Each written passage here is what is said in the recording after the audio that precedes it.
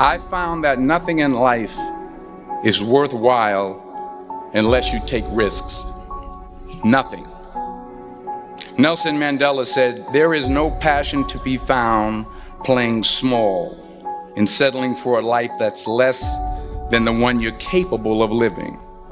Now, I'm sure in your experiences in school and applying to college and picking your major and deciding what you want to do with life, I'm sure people have told you to make sure you have something to fall back on. Make sure you got something to fall back on, honey. But I never understood that concept, having something to fall back on. If I'm going to fall, I don't want to fall back on anything except my faith. I want to fall forward. I figure at least this way I'll see what I'm going to hit. Fall forward. This is what I mean. Reggie Jackson struck out 2,600 times in his career, the most in the history of baseball. But you don't hear about the strikeouts. People remember the home runs. Fall forward. Thomas Edison conducted 1,000 failed experiments. Did you know that? I didn't know that. Because the 1,001st was the light bulb. Fall forward. Every failed experiment is one step closer to success. You've got to take risks, and I'm sure you've probably heard that before, but I want to talk to you about why that's so important. First, you will fail at some point in your life. Accept it. You will lose. You will embarrass yourself. You will suck at something. There's no doubt about it. And I know that's probably not a traditional message for a graduation ceremony, but hey, I'm telling you, embrace it, because it's inevitable. And I should know.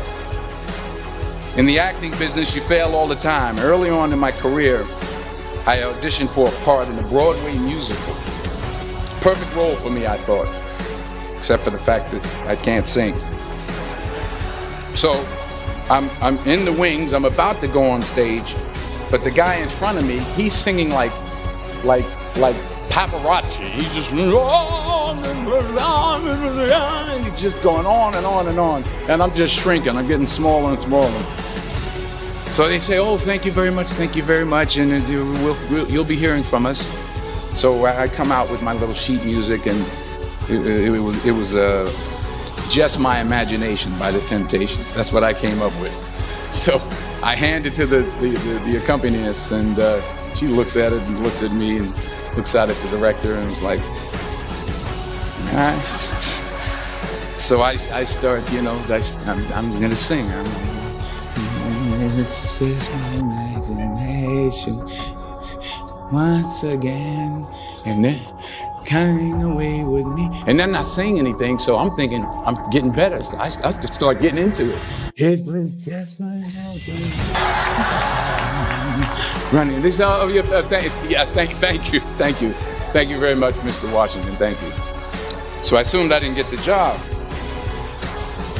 But the next part of the audition, he called me back. The next part of the audition is the acting part of the audition. Now I'm like, hey, okay, maybe I can't sing, but I know I can act. So they pair me with this guy, and again, I didn't know about musical theater. And musical theater is big, so they can reach everyone all the way in the back of the stadium. And I'm more from a realistic, naturalistic kind of acting where you actually talk to the person next to you. So I don't know what my line was. My line was, "Well, hand me the cup." And his line was, "Well, I will hand you the cup, my dear. The cup will be there to be handed to you." And I said, "Oh, okay." "Well, should I give you the cup back?" "Oh, yes, you should give it back to me, because you know that is my cup and it should be given back to me." I didn't get the job. But here's the thing. I didn't quit. I didn't fall back. I walked out of there to prepare for the next audition, and the next audition, and the next audition. I prayed. I prayed. And I prayed. But I continued to fail and fail and fail. But it didn't matter, because you know what? There's an old saying, you hang around the barbershop long enough, sooner or later you're going to get a haircut. So you will catch a break, and I did catch a break. Last year, I did a play called Fences on Broadway. Someone talked about it. Won the Tony Award. And I didn't have to sing, by the way. But here's the kicker. It was at the Court Theater. It was at the same theater that I failed that first audition 30 years prior. The point is, every graduate here today has the training and the talent to succeed. But do you have the guts to fail? Here's my second point about failure. If you don't fail, you're not even trying. I'll say it again. If you don't fail, you're not even trying. My wife told me this great expression. To get something you never had, you have to do something you never did. Les Brown's a motivational speaker. He made an analogy about this.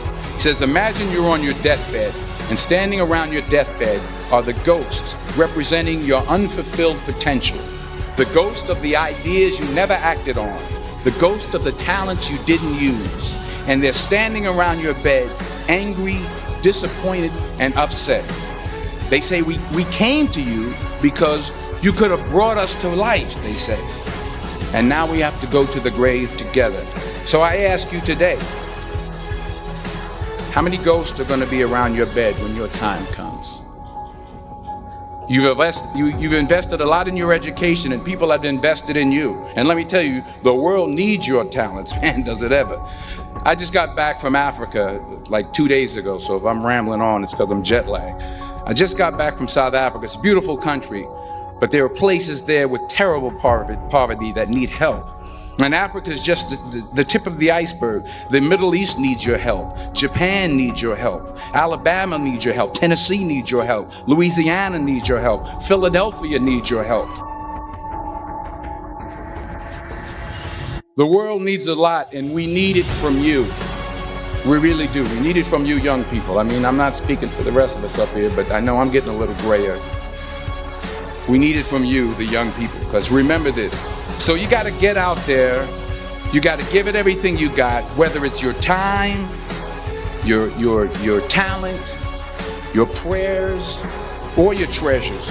Because remember this, you will never see a U-Haul behind a hearse. You can't take it with you. The Egyptians tried it, and all they got was robbed. So the question is, what are you going to do with what you have? I'm not talking about how much you have. Some of you are business majors. Some of you are theologians, nurses, sociologists. Some of you have money. Some of you have patience. Some of you have kindness. Some of you have love.